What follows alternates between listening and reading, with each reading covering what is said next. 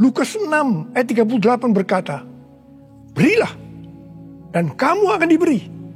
Suatu takaran yang baik, yang dipadatkan, yang digoncang, dan yang tumpah keluar akan dicurahkan ke dalam ribaanmu. Sebab ukuran yang kamu pakai untuk mengukur akan diukurkan kepadamu. Saudara, kita akan memberikan dengan ukuran ini. Katakan kita akan memberikan beras. Kita isi ini dengan beras. Setelah penuh, kita tekan. Digoncang-goncang. Permukaannya turun enggak? Turun. Tambah lagi berasnya. Tekan lagi. Digoncang-goncang. Masih turun, tambahi lagi beras. Goncang-goncang, ditekan. Kalau sudah tidak turun lagi, masih ditambah ini. Tambah sampai tumpah-tumpah keluar. Dan itulah yang akan dicurahkan ke dalam ribaanmu. Saudaraku yang kasih Tuhan, ini berarti kalau kita memberikan dengan ukuran ini, Tuhan akan memberikan kepada kita mungkin 100 kali lipat dari ini. Katakan amin. Haleluya.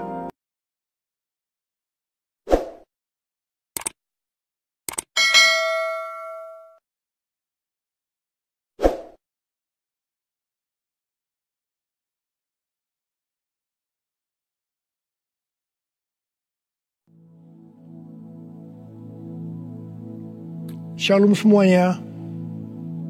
Pada waktu Tuhan Yesus ditanya oleh murid-muridnya tentang tanda kedatangannya kembali dan tanda kesudahan dunia ini, Tuhan Yesus menjawab dalam Lukas 21 ayat 11 bahwa salah satunya adalah penyakit sampar. Sampar dapat diartikan sebagai pandemi. Jadi COVID-19 ini adalah salah satu tanda dari kedatangan Tuhan Yesus kembali dan tanda kesudahan dunia ini.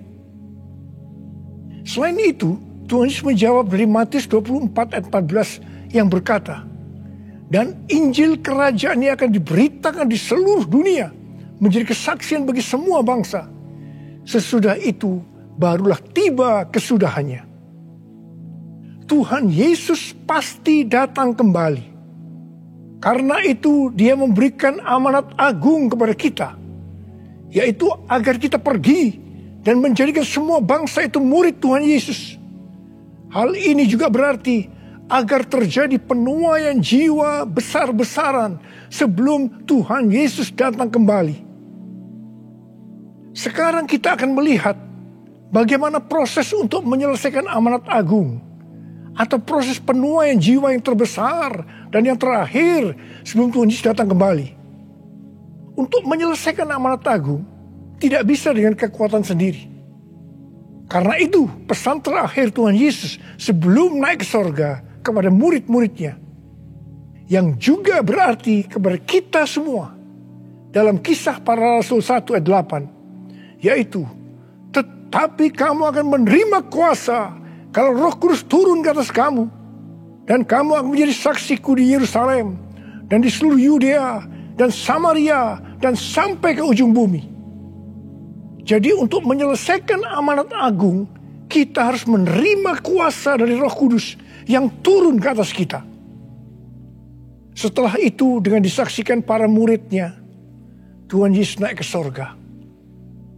Setelah Tuhan Yesus naik ke sorga, 120 murid Tuhan Yesus berkumpul di kamar loteng Yerusalem. Mereka melakukan ini karena Tuhan Yesus memerintahkan agar mereka tidak meninggalkan kota Yerusalem sebelum diperlengkapi dengan kuasa dari tempat tinggi. Tuhan Yesus berkata, sebab Yohanes membaptis dengan air, tetapi tidak lama lagi kamu akan dibaptis dengan Roh Kudus. Apa yang dilakukan 120 murid di kamar loteng? Alkitab berkata bahwa mereka semua bertekun dengan sehati dalam doa bersama-sama. Artinya mereka berdoa, memuji dan menyembah Tuhan dalam unity siang dan malam. Ini adalah prinsip restorasi Pondok Daud. Ini adalah prinsip menara doa. Setelah 10 hari mereka melakukan hal itu, maka pada hari raya Pentakosta, tiba-tiba turunlah dari langit suatu bunyi seperti tiupan angin keras yang memenuhi seluruh rumah di mana mereka duduk. Dan tampaklah lidah-lidah seperti nyala api yang bertebaran dan hinggap kepada mereka masing-masing. Maka penuhlah mereka dengan Roh Kudus. Lalu mereka mulai berkata-kata dalam bahasa-bahasa lain, seperti yang diberikan oleh Roh itu kepada mereka untuk mengatakannya. Itu adalah bahasa Roh. Jadi tanda awal orang yang dibaptis dengan Roh Kudus adalah mereka akan berbahasa roh. Apa yang terjadi setelah murid-murid Tuhan Yesus dipenuhi dengan Roh Kudus? Hal yang pertama, Petrus berkhotbah sekitar 5 menit. Dan kira-kira 3.000 orang bertobat dan dibaptis. Petrus berkhotbah dengan kuasa Roh Kudus. Pada zaman itu, populasi penduduk dunia sekitar 255 juta orang. Sekarang penduduk dunia sekitar 7,8 miliar. Jadi 3.000 orang yang bertobat dan dibaptis pada waktu itu setara dengan sekitar 91.000 orang pada saat ini. Saya percaya hal ini juga bisa terjadi seperti pada waktu itu. Hal yang kedua, setelah murid-murid Tuhan Yesus dipenuhi dengan Roh Kudus, mereka dipakai untuk menyatakan tanda-tanda dan mujizat sehingga banyak orang yang bertobat. Petrus dan Yohanes menyembuhkan orang lumpuh sejak lahir. Bayangan Petrus bisa menyembuhkan orang sakit. Sapu tangan atau kain yang pernah dipakai Paulus, jika diletakkan pada orang sakit atau yang dirasuk setan, maka orang itu akan sembuh. Dalam Markus 16 ayat 15 sampai dengan 18, Tuhan Yesus berkata bahwa kalau kita pergi untuk memberitakan Injil, maka tanda-tanda dan mujizat akan menyertai kita. Sejak tahun 2006, saya diperintahkan oleh Tuhan untuk mengadakan kebaktian kesembuhan ilahi. Selama 13 tahun, saya sudah mengadakan 318 kali kebaktian kesembuhan ilahi. Setiap kali saya berkhotbah, pasti saya memberitakan Injil. Tanda-tanda dan mujizat terjadi. Saya diizinkan Tuhan untuk melihat dan mengalami mujizat seperti yang dilakukan oleh Tuhan Yesus 2000 tahun yang lalu. Hal yang ketiga, setelah murid-murid Tuhan Yesus dipenuhi dengan Roh Kudus, maka cara hidup mereka berubah. Sehingga banyak orang bertobat.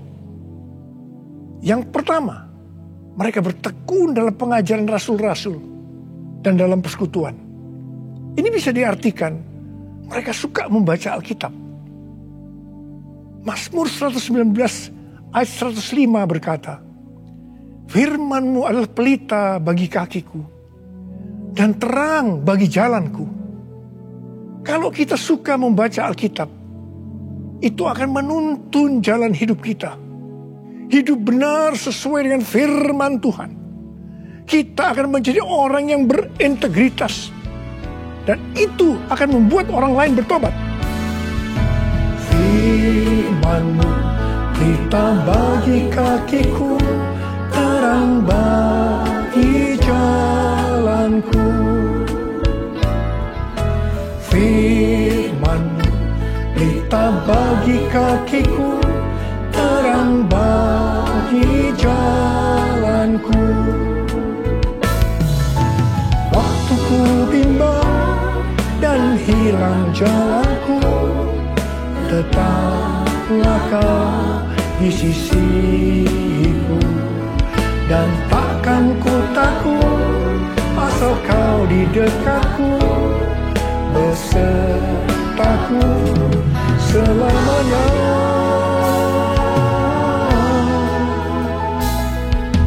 Firman-Mu pelita bagi kakiku, terang bagi jalanku.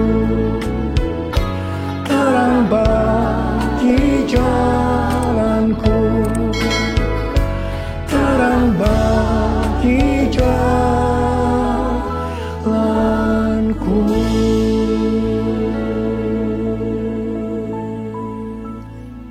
Yang kedua, perubahan cara hidup yang membuat banyak orang bertobat adalah mereka selalu berkumpul, memecahkan roti dan berdoa. Ini bisa dikatakan mereka hidup dalam unity dan suka berdoa. Hari-hari ini saya melihat melalui menara doa bahwa ada doa, pujian, dan penyembahan dalam unity siang dan malam. Saya melihat melalui Third Pentecost Azusa Street Prayer Tower ada doa yang bertalu-talu untuk pencurahan Roh Kudus yang dahsyat melalui Pentakosta ketiga. Saya percaya kalau Tuhan sudah berikan kepada kita beban untuk berdoa seperti ini, maka ini merupakan tanda bahwa Pentakosta ketiga yang dahsyat akan turun dan akan terjadi penuaian jiwa yang terbesar dan yang terakhir sebelum Tuhan Yesus datang kembali. Saya juga percaya Pentakosta ketiga akan membangkitkan generasi Yeremia, yaitu anak-anak muda yang dipenuhi Roh Kudus, cinta mati-matian kepada Tuhan Yesus, tidak kompromi terhadap dosa, dan akan memenangkan banyak jiwa. Yang ketiga, perubahan cara hidup jemaat yang membuat banyak orang bertobat, yaitu karena mereka suka memberi, sehingga tidak ada yang berkekurangan. Dalam kondisi krisis ekonomi akibat pandemi hari-hari ini, justru Tuhan menghendaki agar kita suka memberi.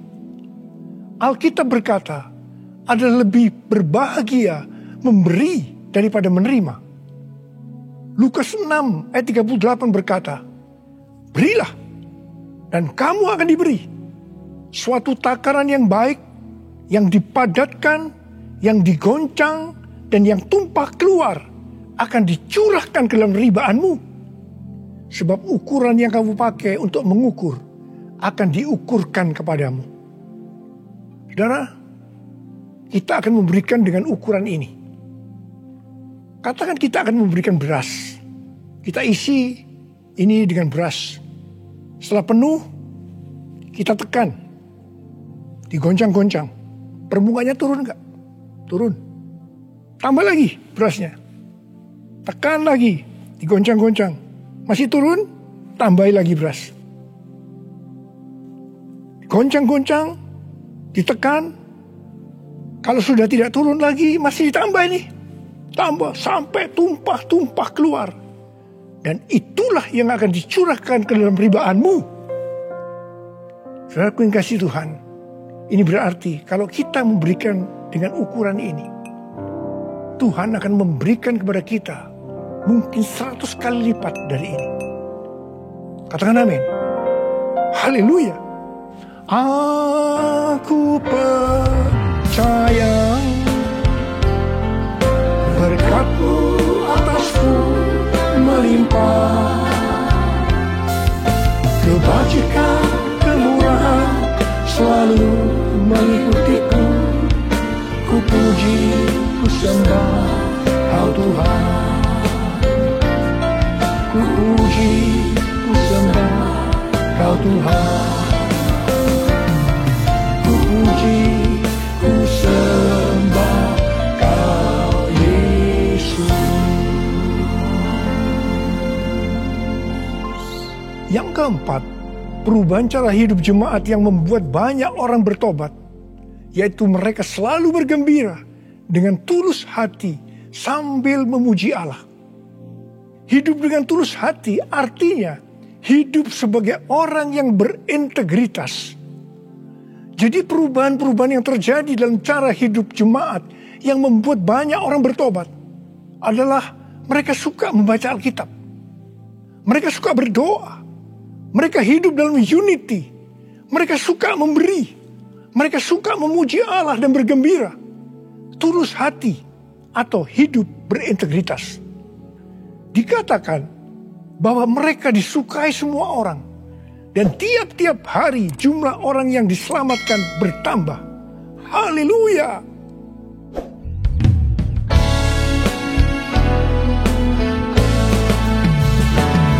Sembah Kau Tuhan, ku mengangkat tangan. Tuhanku, selamanya Kau ajaib bagiku.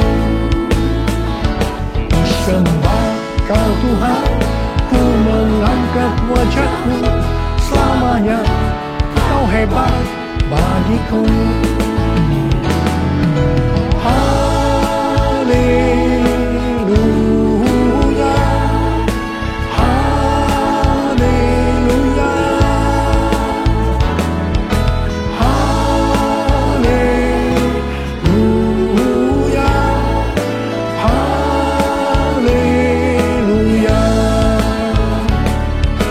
haleluya, haleluya.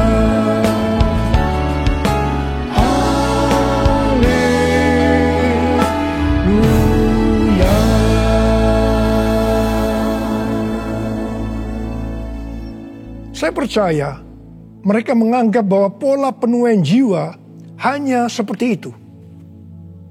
Mereka sebagai orang-orang percaya hidup dalam zona nyaman. Mereka biasa berkumpul dalam unity sambil membaca Alkitab, berdoa, dan memuji Tuhan dengan sukacita.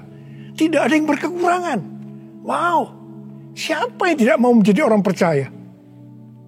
Tetapi ternyata supaya penuaian jiwa bertambah besar, Tuhan izinkan proses berikutnya terjadi, yaitu aniaya menimpa jemaat di Yerusalem.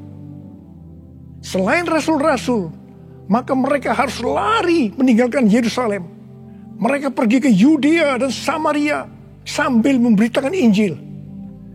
Jadi kalau tadinya penuaian jiwa hanya terjadi di Yerusalem saja, sekarang menyebar ke seluruh Yudea dan Samaria. Dan pola penuaian jiwa yang seperti ini masih terjadi sampai hari ini. Saya teringat kesaksian yang pernah saya dengar dari Gus Dur. Beliau pernah berkata, orang Kristen itu jangan ditekan-tekan. Sebab kalau ditekan, mereka akan meledak. Justru kalau dibiarkan dalam zona nyaman, mereka tidak akan berkembang. Karena itu, Tuhan izinkan hari-hari ini penderitaan, aniaya itu terjadi di antara orang-orang percaya. Supaya terjadi penuaian jiwa yang lebih besar. Saya percaya melalui masa pandemi COVID-19 yang membuat kita tidak nyaman. Banyak mengalami tekanan-tekanan. Ada yang mengalami sakit, bahkan ada yang meninggal. Tetapi justru ini akan mempersiapkan penuaian jiwa yang terbesar dan terakhir dalam era Pentakosta ketiga ini. Sebelum Tuhan Yesus datang kembali.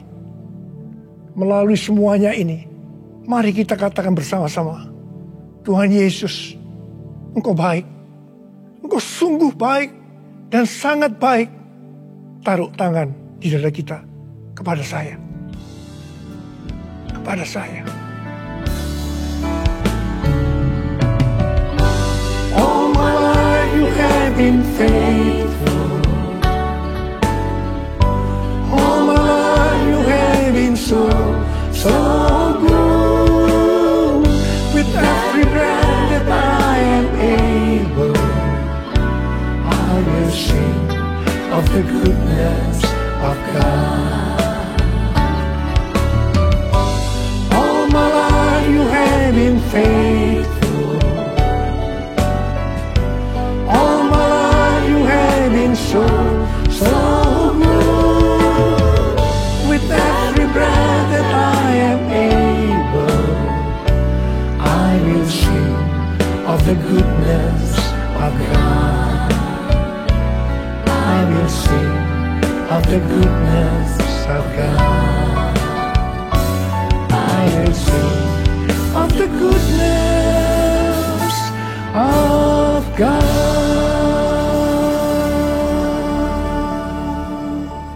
Ternyata pola penuaian yang terjadi di atas belum menyelesaikan rencana Tuhan. Karena selain penuaian jiwa harus terjadi di Yerusalem, di seluruh Yudea dan Samaria, tetapi juga harus sampai ke ujung bumi. Tuhan mempunyai cara untuk membuat penuaian jiwa itu sampai ke ujung bumi, yaitu dengan terjadinya perubahan paradigma dalam pelayanan. Selama ini pengertian tentang keselamatan hanya untuk orang-orang Yahudi saja.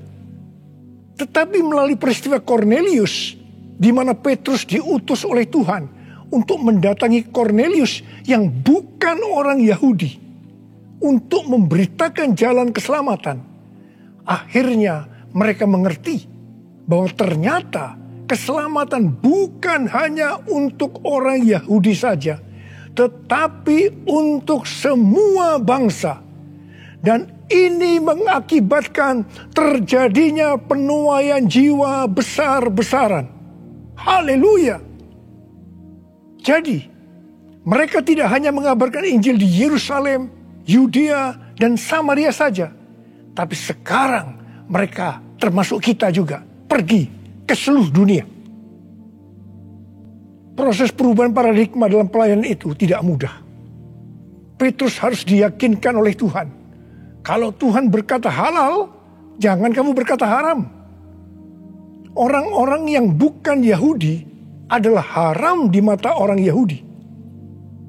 Proses itu masih terus berlanjut untuk memberikan pengertian kepada orang-orang Yahudi, golongan bersunat, dan juga orang-orang Farisi yang sudah bertobat, di mana mereka berpendapat bahwa orang yang bukan Yahudi yang percaya kepada Tuhan Yesus harus disunat dan diwajibkan mengikuti hukum-hukum Musa. Tetapi melalui sidang di Yerusalem, akhirnya mereka mengerti dan bisa menerima bahwa keselamatan bukan hanya untuk orang-orang Yahudi saja, tapi untuk semua bangsa.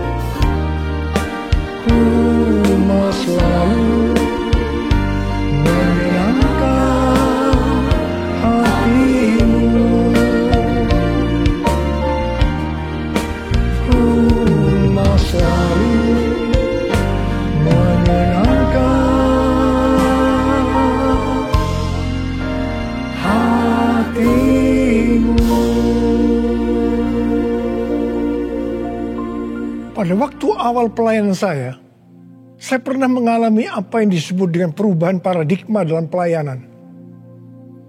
Jadi pengertian orang-orang Kristen pada waktu itu adalah kalau beribadah hari Minggu harus di gedung gereja. Ibadah di tempat-tempat selain gedung gereja dianggap haram.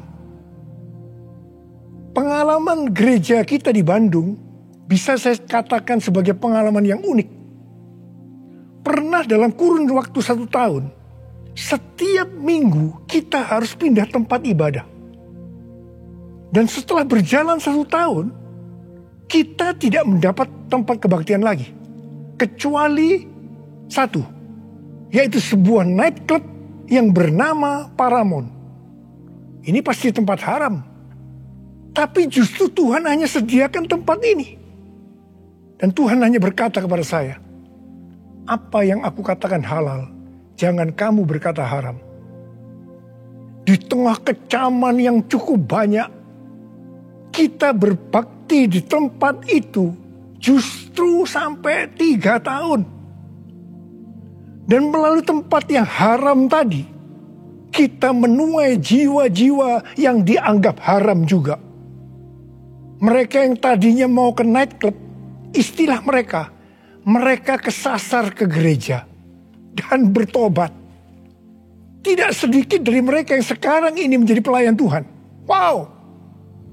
Melalui peristiwa ini, kita diberikan pengertian bahwa bagi Tuhan tidak masalah tempat yang akan kita pakai untuk beribadah. Meskipun itu bukan gedung gereja dan mungkin di tempat yang haram. Kalau kita tidak peka terhadap kehendak Tuhan, tempat kebaktian untuk jiwa-jiwa yang bertobat pada waktu itu tidak akan mencukupi kalau hanya di gedung gereja saja. Karena waktu itu sedang terjadi penuaian jiwa yang besar di Indonesia. Selain itu, orang-orang yang mau ke gereja untuk pertama kali, karena bukan di gedung gereja, menjadi lebih mudah. Jadi itu cara Tuhan untuk terjadinya penuaian jiwa besar-besaran. Hari-hari ini, untuk memasuki penuaian jiwa yang terbesar dan terakhir, Tuhan mencurahkan Roh Kudus-Nya yang kita sebutkan dengan Pentakosta ketiga. Saya percaya Pentakosta ketiga bisa disebutkan sebagai perubahan paradigma dalam pelayanan. Terus terang, sampai dengan hari ini, banyak orang-orang yang belum mengerti tentang Pentakosta ketiga ini. Memang tidak mudah untuk mengerti tentang perubahan paradigma dalam pelayanan. Tetapi saya percaya bahwa pada akhirnya kita semua akan melihat bahwa dengan adanya Pentakosta ketiga ini akan terjadi penuaian jiwa yang terbesar dan yang terakhir sebelum Tuhan Yesus datang kembali. Hosana, Hosana di tempat yang tinggi. Hosana, Hosana di hati yang suci. Hosana, Hosana, Hosana di tempat yang tinggi. Hosana, Hosana di hati yang suci. Angkat tangan saudara, saya berdoa buat saudara. Uliyalah basyara kana matakara walawan. Ralala bara bara bara bara bara bara bara bara bara bara bara. Oh ralala bara bara bara bara bara bara. Oh ralala bara bara bara. Oh Tuhan, hamba berdoa buat umat-Mu ya Tuhan. Hamba berdoa biarlah mereka boleh mengerti tentang perubahan paradigma hari-hari ini Tuhan melalui Pentakosta ketiga. Bapa, pakai kami semua ya Tuhan menjadi alat-Mu Tuhan, menjadi alat-Mu untuk menyelesaikan amanat agung Tuhan Yesus. Untuk menyelesaikan amanat agung Tuhan Yesus. Untuk menyelesaikan amanat agung Tuhan Yesus. Tuhan, curahkan pengurapan saat ini oleh Tuhan. Terima pengurapan Tuhan. Terima. Terima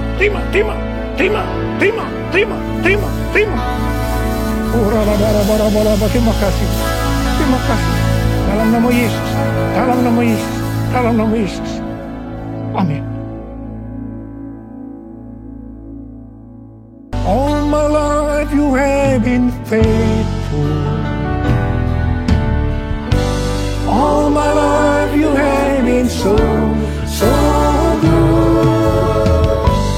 With every breath that I am able, I will sing of the goodness of God. All my life you have been faithful. All my life you have been so good. With every breath that I am able, I will sing of the goodness of God. I will sing of the goodness of God. I will sing of the goodness of God.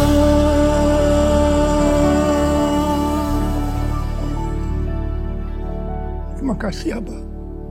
Terima kasih. Terima kasih. Terima kasih. Dalam nama Yesus. Amin.